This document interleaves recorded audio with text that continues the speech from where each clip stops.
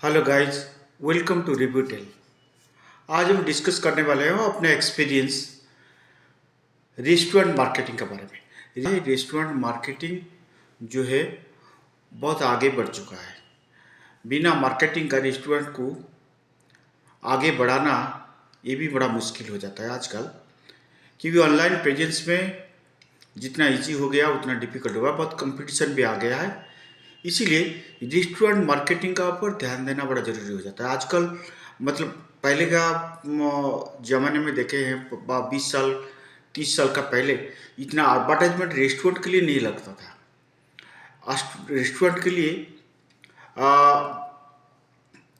Word of mouth काफ़ी था, लेकिन आजकल ऑनलाइन की वजह से, ऑनलाइन डेवलपमेंट होने का वजह से क्या होता है, ये एक नया मार्केट खुला है जिसमें अपना कस्टमर बेस बढ़ा सकते हैं। इसीलिए ये बड़ा ज़रूरी हो जाता है उसके बारे में थोड़ा काम करना। रेस्टोरेंट मार्केटिंग बड़ा ज़रूरी हो जाता है। पहले जैसे हुआ करता था कि अगर कोई भी रिव्यू करते थे, कोई रेस्टोरेंट का, तो रेपुटेड रेस्टोरेंट का रिव्यू होता था।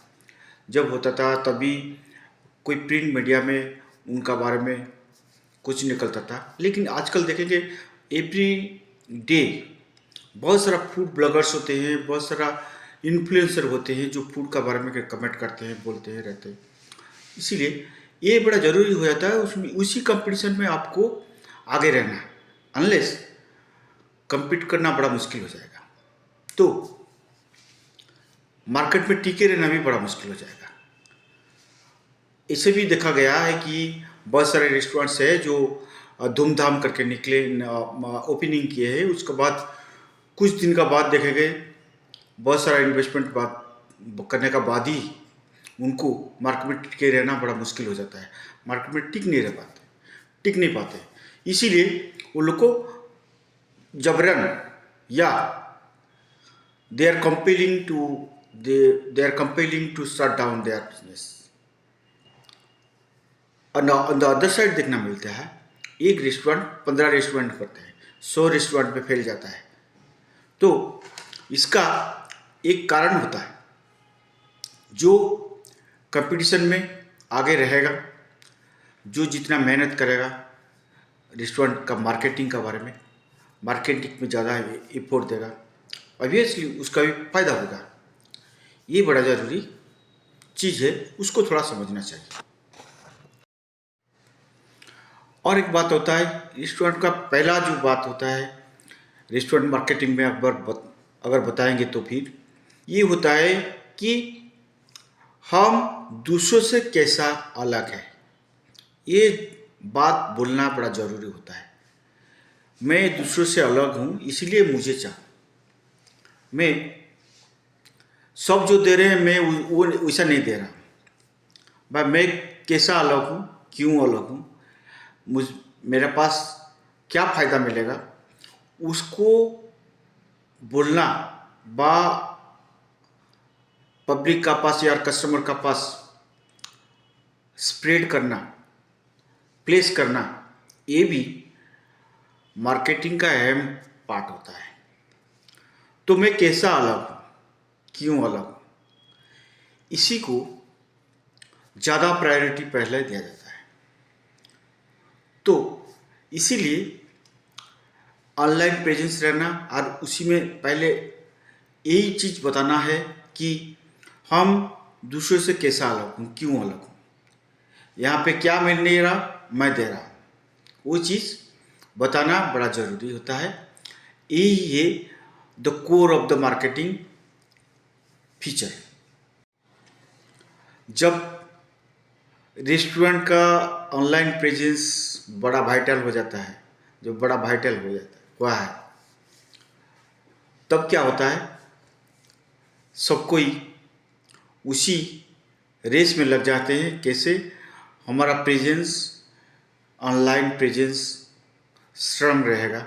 ऑनलाइन हम लोग कैसे अपना प्रोडक्ट को प्लेस कर सकता हूँ जिसका ज़्यादा वैल्यू होगा, जिसे आदमी पसंद करेंगे। मैं क्या बेनिफिट दे रहा हूँ या क्या ऑफर दे रहा हूँ जो आदमी का पास पहुँच सकेगा, ये बारे में जैसे रेस लगा हुआ है। लेकिन कुछ होता है, बहुत सारे रेस्टोरेंट होते हैं जो जो मार्केटिंग वैल्यू का आइडिया है उनका पास, जो जानते हैं इसका क्या ज़रूरी, क्या दरकार है। वो भी अगर कोई कस्टमर आया, फ़ोटो खींचा, अपना पोज दिया, फ़ोटो खींचा, कुछ सोशल मीडिया में स्प्रेड किया या रिव्यू किया, करने से क्या होगा, उसको तो फ़ायदा ही होगा। अल्टरनेटली ये दूसरा कस्टमर का फ़ायदा होगा और वो कस्टमर का फ़ायदा से ज़्यादा फ़ायदा रेस्टोरेंट का होगा। इसीलिए रेस्टोरेंट का भी ज़रूरी होता है इसका ऊपर थोड़ा ट्रेस देना, उसका ऊपर थोड़ा काम करना, भाई इंस्पायर करना कस्टमर को कि मेरे बारे में थोड़ा रिव्यू दीजिए, कि मेरे बारे में आप प्लेस कर सकते हैं, ऑनलाइन प्रोडक्ट को प्लेस कर सकते हैं, ऑफर को भी प्लेस कर सकते हैं, जिसमें ज़्यादा स्प्रेड होने से, मार्केट में ज़्यादा फैलने से क्या होगा, कस्टमर अट्रैक्ट होंगे, आ सकते हैं। तो इसमें क्या होता है, जब ये होर लगा हुआ है, जब इसका रेस लगा हुआ है, कुछ रेस्टोरेंट ऐसे होता है जिसका कोई वैल्यू नहीं है, जिसका मतलब कुछ मार्केटिंग का कोई आइडिया नहीं। वो क्या करते हैं, अपना चीज़ को ढक के रखते हैं, दिखाएंगे नहीं, बोलेंगे नहीं, तो जानेंगे कैसे लोग, कैसे आएंगे लोग। तो उसको तो जानना चाहिए। आज ऑफलाइन कस्टमर से ऑनलाइन कस्टमर, ये आपका पास नहीं रहते हुए ही ये आपका पास कस्टमर हो सकते हैं, कल का कस्टमर हो सकते हैं। इसीलिए उनको भी नज़र में रखते हुए व उनको भी उनका बात आइडिया में रखते हुए आगे बढ़ना चाहिए। Step should be taken in view of them. The marketing steps or strategies should be taken to target the potential customers, even offline and online. Online customer जो होते हैं आपका पास नहीं आते हैं, आए नहीं है, उनको आप टारगेट कर रहे हैं।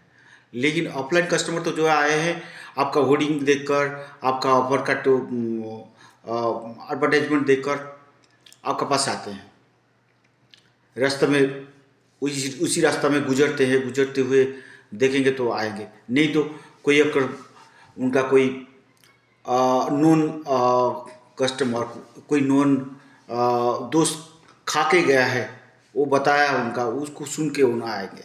लेकिन ऑनलाइन कस्टमर के बारे में आप पता ही नहीं कर सकेंगे, वो कस्टमर हो जाएंगे और आपका पास आके पहुंच जाएंगे और 5 आदमी को भी बोल सकते हैं, वो ज़्यादा स्प्रेड कर सकते हैं, वो ज़्यादा इम्पोर्टेंट होते हैं। इसीलिए उनको नज़र में रखते हुए marketing strategy should be taken by the restaurants.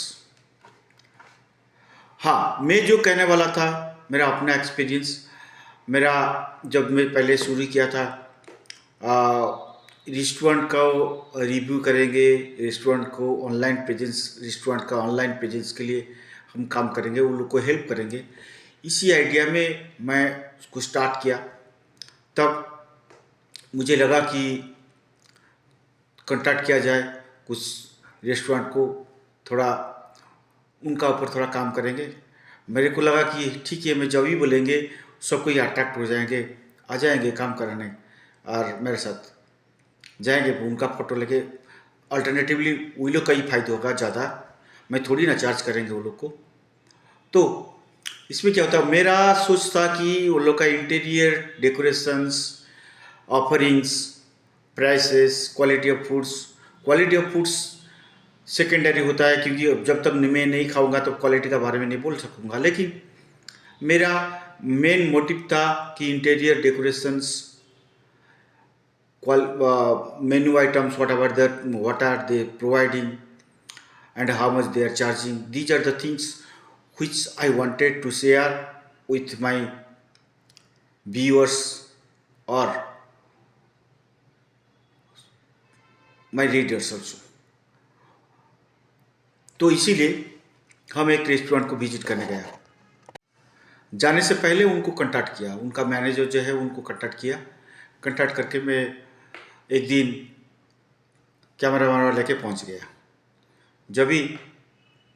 जब पहुंच गया तब देखा कि वो प्रेजेंट नहीं थे।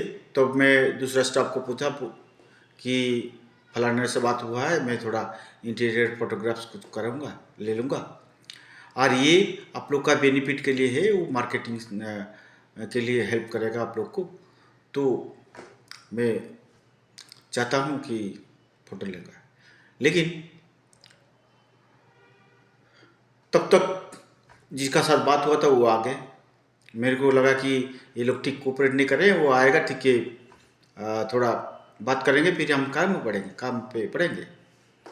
लेकिन अनफॉर्चुनेटली क्या हुआ, उनका आने का बाद जैसे लगा कि मैं उनका नंगा तस्वीर उठाने आया है, कि उनको एक्सपोज करने आया हूँ। मेरे को कुछ मालूम नहीं पड़ा है कि ऐसे क्यों हुआ, ऐसे क्यों मैंने क्या बोले ऑड बिहेवियर करने लगे मुझे।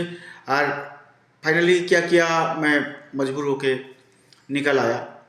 This is the marketing strategy they are using and the mentality of the manager who is managing this.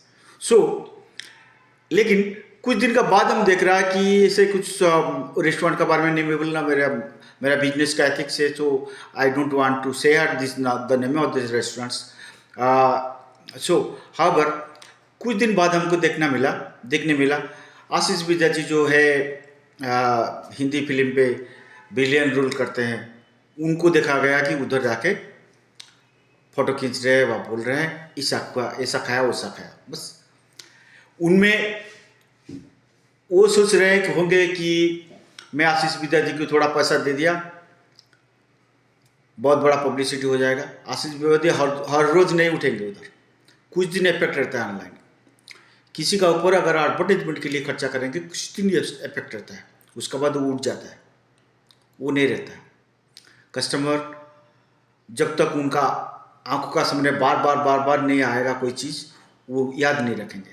तो इसीलिए इसको भी याद रखना चाहिए। एक less valued person can help you so much more than that.